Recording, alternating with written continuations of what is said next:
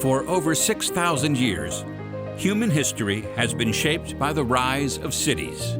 British historian Ben Wilson's enlightening and entertaining book, Metropolis, A History of the City, Humankind's Greatest Invention, is a thrilling tour of over 24 cities and thousands of years of urban innovations, from medieval Baghdad to Belle Epoque Paris and 21st century megacities Lagos and Karachi.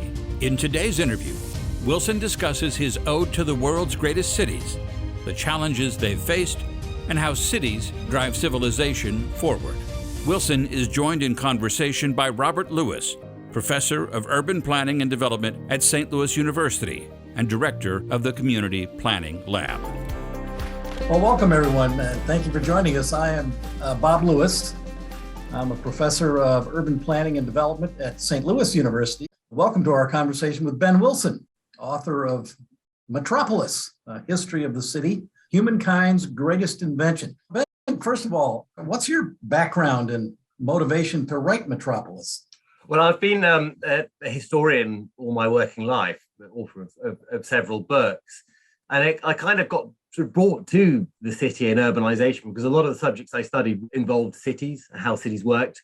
Lately in my career, I became more interested in patterns of global trade and exchange, and centered around very dynamic urban environments. Particularly, I'm thinking about in the 19th century with the growth of big American cities, growth of cities like Shanghai. And so all that research took me to the idea of a global city, or the idea of a metropolis that has a kind of almost disproportionate power in its own time and is able to connect across globes, across societies, draw people to it, tell us bigger pictures, bigger stories about the particular times that they thrive and flourish in.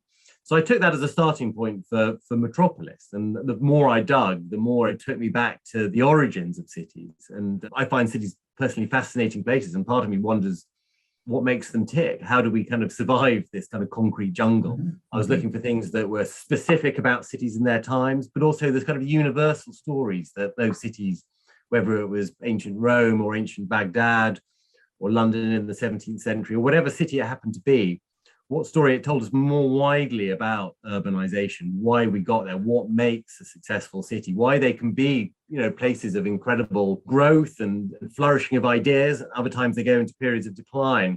So that's what I wanted to pick out in the book, was to tell this story that I think, has its origin 7,000 years ago, but each city in turn that I write about has a kind of has a general, a universal theme that we can sort of help inform our thinking about cities today. Let's dwell a little bit further on Humankind's Greatest Invention. I remember as a kid listening to or watching the interview of the 2,000-year-old man. Mel Brooks was the 2,000-year-old man interviewed by Carl Reiner, and he said the man's greatest invention was saran wrap. So why cities? Well, saran wrap probably has its origins in cities, in the sense that a lot of our great inventions probably do. And I think the idea of it being an invention goes back to the invention of the first city in Uruk, which is in Mesopotamia, southern Iraq. And a lot of the first cities, whether it's in Mesopotamia or in China or in Central America or in the Niger Delta or in the Indus Valley, all come out of these areas that support a lot of life, but they're shifting, volatile places. The building something that was permanent was an act of creating permanence in this shifting, volatile environment. So that's the commonality of this place that was kind of invented in a way to worship the deities that brought you all these great things from the marshes and to give them a home. And in ancient Mesopotamian thought, the city was a gift from the gods. The city was where the gods resided, and those few humans at that time, at the end of the Stone Age, who were able to settle in cities were literally living with their gods in an environment that the gods had created for them. But this invention, it is a human invention, of course, but it starts all other inventions. Uruk, this first city, is where the written word is first developed. The ideas of money, mathematics, the idea of living together, clustering together in urban communities, exchanging skills, ideas, and managing the complexity of density and living in this very alien environment for human beings brings forth this kind of inventiveness. So all other inventions, I think that was the point of my title, was all other inventions stem from the human minds being brought into proximity with other human minds and having to solve the unique problems that come from urbanization. So that happens in Uruk, these kind of within a few centuries, it becomes managing complexity. You have a bureaucracy, you have people that have to store information in ways that information never had to be stored before. So that's why we get the written word, numerical systems. But it, like all other kind of inventive things, it's also, it brings out the kind of worst kind of inventions as well. It's where slavery begins, kingship, all these things that are part and parcel, I think, of a complex society. You have the positives and you have the negatives, and the negatives being very obviously organized warfare and slavery. Some of the first people, whose names we know in history come from Uruk. One of them was an accountant, and the next three are a slave owner and two slaves. This is a highly complex and quite brutal and quite nasty society, but nonetheless one that is full of different kinds of inventions. The first work of of literature and human history comes from Uruk, the Epic of Gilgamesh, this story of a king going in search of immortality. It wrestles with a lot of ideas about urbanization. This sort of heroic figure feels himself very contained and stressed in a city, and does natural life exist outside the city? And he goes partly on this quest to resolve that problem. His lesson that he learns is that immortality is written in tablets of clay, and they exist in the city, this legacy that's passed on from generation to generation. That's where immortality for Gilgamesh comes from. This is a very early, and this is remember, the earliest, the first city in human history. And this is a kind of that epic is almost a result of that complexity and that kind of complexity of thought that's brought in. And the idea, but the Metropolis, the title of my book, means mother city. It means transmitting that knowledge. Uruk becomes the sort of the seed head that kind of blows this idea of urbanization across the Fertile Crescent, the parts of the world where Uruk originated from. It's taken to the Mediterranean via the Phoenicians. It's transmitted to Greek culture. It spreads throughout the Mediterranean to places where there were no cities. People had no desire to live in cities. But once that idea kind of gets out there, it becomes the perfect place to sort of store power, bring about inventiveness, create trade and things like that. And then it was similarly brought to places that also had no kind of traditions of any kind of urbanization beyond a few forts. Like my own country, Britain was lacking in cities. It had agriculture and trade, but no cities. So cities were a kind of, in a sense, imposed upon them by a process of imperialism and military victory. So it is an invention. For a lot of places in the world, the city is imposed in some form or another, or the ideas germinate from a place like Uruk where it kind of begins. So I think, looking through history, moments of great creativity have come from urban environments, and often particular urban environments. I think of Athens, its golden age. It was a kind of higgledy-piggledy city where people were kind of thrust together. I think of kind of Socrates. He didn't go into the hallowed bits of the city. He went to the jumbled up immigrant parts of the city where he found clashes of ideas. People had come from throughout the Greek world who had a connection to Asia and places like that, spawning ideas. Or you think maybe of Amsterdam in the 17th century, another city of immigrants where people come together, and we find the beginnings of kind of modern capitalism in stock exchanges and money exchanges. You could think of a university as a mini city in a way, where people act together communally. They eat together, socialize together, study together. There's a mixture of formal and informal exchanges of information. All of those things are urban. And I think all of those ideas, whether it's the Italian Renaissance or whatever it is, or whether it's Silicon Valley, they come out of a kind of urban environment. So I think, cities are a necessary precondition for that kind of inventiveness, because it comes from its complexity and its constant mingling and clustering of people who share information. And that's how we evolve culturally, I think, is through that thing. And the city is the great accelerator in human history. And cities, you point out time and again that there are also places of loneliness, anonymity, isolation, while at the same time being exciting places for collisions of ideas and inventions. If you could expand on that, of course, that contrast. Yeah, because it is about contrasts, and it's, as you say, it's the highly competitive nature of cities within cities and cities against cities. That's kind of what brings forth a lot of invention.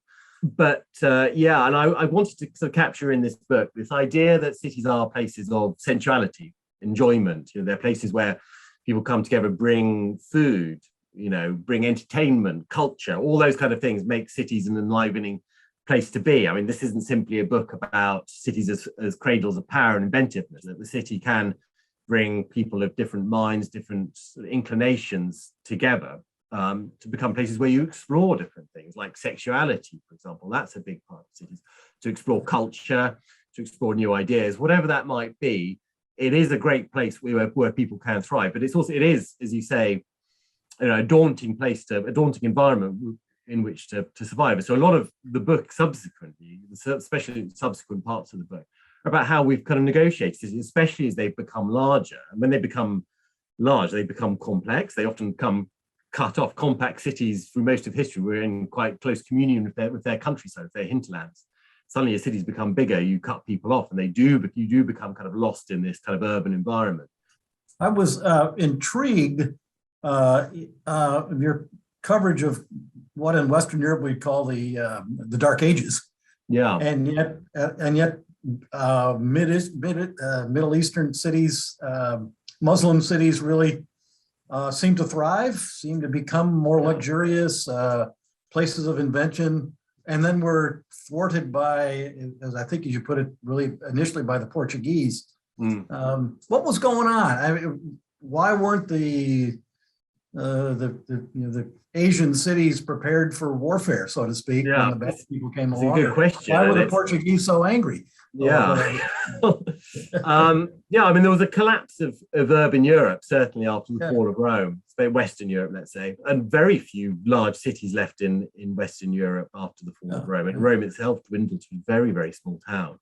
And London was abandoned. The Roman city of London was a Saxon camp in what's now Covent Garden, but it must have been an eerie place, this kind of decaying Roman city. And all the Roman cities of Britain disappeared, and ones in France disappeared behind defensive walls. But one of the things that sort of motivated city building has been this trade in very particular types of commodities, as far as I could tell, which was a trade in spices and rare metals between Asia and Europe. And once that gets cut off, and it was cut off by the rise of Islam, then the generating force of cities, which was this long distance trade, however it was conducted, kind of fell away. And the things that built cities weirdly, we often don't think about it like this, but it could, well be that spice plays such an important role in the development of modern cities. This taste for food and luxuries is a great builder and creator of cities. And that goes right back to where I started talking about in Uruk in Mesopotamia. There's the same kind of foods and spices that are being moved long distances, and precious metals, and high value, low volume commodities that are traded. Europe was cut off from this kind of the economic heartlands of the world partly by their belligerence towards Islam, but also Islam sort of seals off connection, these long distance trade routes that also motivated the Roman Empire. The great city after Rome and after Constantinople, by Byzantium and Constantinople, was Baghdad, which was by far the biggest city in the world.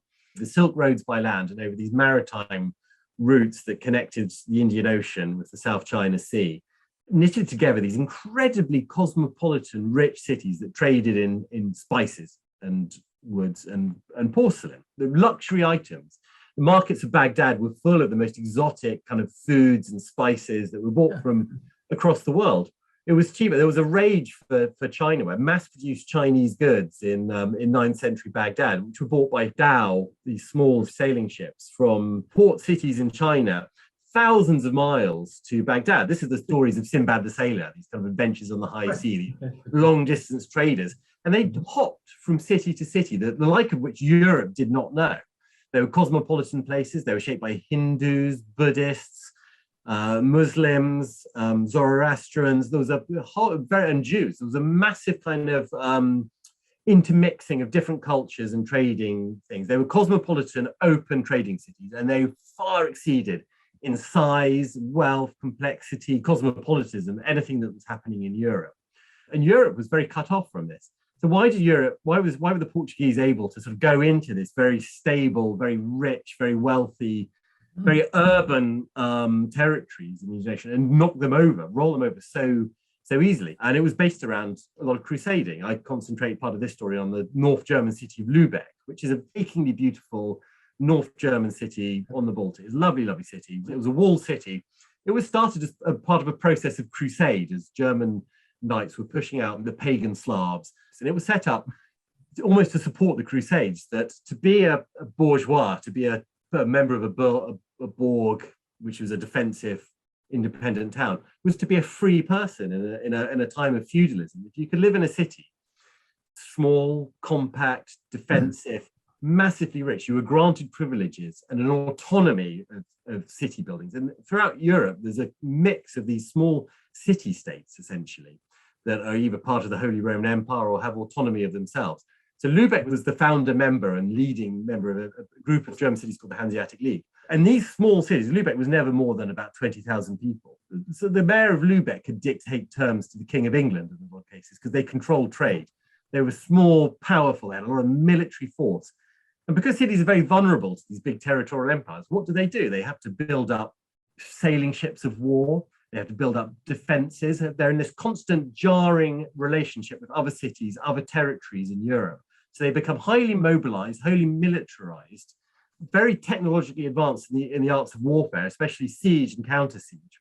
But also Europeans are motivated by a crusading zeal to go to the rest of the world. The Portuguese are a kind of classic example of this, sort of pushed out, very obscure, on the edge of Europe. They become an exploring, seafaring, trading nation. And Lisbon was a very, very cosmopolitan city with a big Jewish population that had links and connections around the world, very entrepreneurial. So it's to harness this kind of desire for trade and the wealth of the world with a kind of very militant, crusading, desire to take over the world and reconnect with what they saw as Christian kingdoms in the Indian Ocean. So by a sort of process of pushing down the African coast, they're able to go into the Indian Ocean and completely destroy some of these cities in a number of cases and take over their trading. So Malacca was the kind of the Singapore of the Middle Ages, this place that traded in Venetian ware, goods from China, from the Middle East, from Baghdad, from Central Asia, from India. There's this kind of big exchange area of people and goods. Portuguese were able to go there with a few nights really and destroy it. Similarly, with a number of big Indian emporium and trading centers, because they were so advanced and so aggressive in the arts of war, they weren't interested in the free trade that they found in the Indian Ocean. They wanted to monopolize it, because that's kind of what Europeans did, was to monopolize trade and build up power that way. So as I tell the story, a relatively small, obscure city, European city like Lisbon, becomes a great global city very quickly. And global in the sense that it's connected to the Americas, particularly Brazil. It's connected to Africa. It's connected to Asia. It's the first city that really connects on such a large scale all these trading routes, and has the power, has built up this power in this very kind of aggressive kind of European form of urbanization that confronts this very peaceful, open, cosmopolitan, free trading system in Asia. And it's a clash of civilizations, a clash of cultures, and a clash of different types of warfare. One, nurtured in the kind of competitive European urbanization of the Middle Ages, which is pitting itself against big territories like England or France or the Holy Roman Empire, against these kind of, cities that have been free trading that really can't stand up to it. And I think that's a fascinating story of a change in the balance, a shift in the center of gravity in the world, really, from one trading system that is sort of meets a kind of radically disruptive new system. And maybe we're going through that in the modern world, the kind of rise of cities that had been obscure. But these are the cities I was talking about in the Indian Ocean and China. There's sort of urban kind of strongholds being built up in Asia, which is again going back to the kind of pre-Columbian, pre-Portuguese kind of intrusion into those places, which I think is fascinating. Does tolerance and making money, or tolerance and cosmopolitan, go together, and you'll put up with a lot of other people? It's sort of, well, to tell that story, Lisbon went from being king of the world almost, it was sort of the central city. It didn't last for particularly long, it has to be said, because they expelled the Jewish population, and not just expelled them, but killed. It was a horrific time. They expelled the Muslim population and the Jewish population, two of the populations that had made it cosmopolitan and given it footholds and the desire to trade around the world. And where did a lot of those Jewish people go? They went to Amsterdam because it was tolerant, because it was a city that was just, as you said, it was founded on the principles of making money.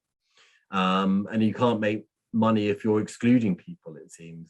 Amsterdam went from being a kind of backwater fishing port and small trading port to being a colossus at a time when it was bringing in not just Jewish people, but religious refugees from all over Europe. And it was quite a remarkable and rare thing for a city to have such an open doors policy. I mean, Baghdad in the 9th century, which was such a sort of powerhouse was also quite a cosmopolitan place. It drew people from a lot of places. It had a big Jewish population. It had a big Christian population as well. It had, Muslims from all over a very geographically dispersed place. But Amsterdam, it was an injection of new ideas, an injection of people who had been used to trading in Lisbon or Seville with wide parts of the world to Amsterdam, where they were allowed relative tolerance to do what they wanted as long as they kind of minded their own business, made money, and contributed to the life of the city. That kind of new life that comes into a city, that constant renewal of people that comes into a city, is always a motor for change. And I think London takes on the mantle of Amsterdam by a mixture of war, violence, happenstance, but also because it does open its door to a lot of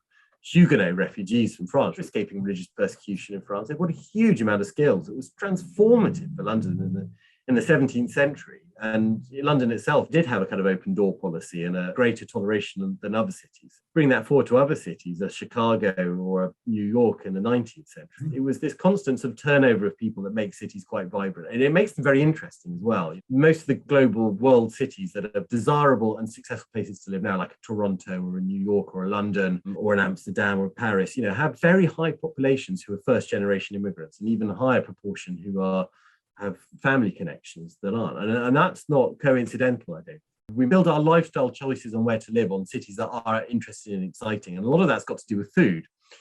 First generation immigrants, of course, bring their food with them. Food is a big builder of cities and a big builder of sociability in cities. All the good things that we like about cities come from novelty, especially in the kind of gastronomic sense that, we go to cities to eat. We go to cities because of their reputation with food. And a very cosmopolitan cities like a Toronto or a London, you can have whatever cuisine you want in the world. You can have a constant sort of taste of the novelties of the world. That has been a builder of cities. Happy and successful cities do have a high turnover. It makes them complex. It builds resentments in people. I don't want to just dwell on the good parts of cities. They have a light and a dark side, and immigration and obviously brings its tensions and things like that. But cities are built on this tension. They're built on the kind of competitiveness. But it's built on the dark side as well as the good side. And, we should always remember the dark side of cities, but their productivity does come from a clash of opposites often. And that's what makes them loved and loathed, throughout history, now and in the past. I think we'll close it up.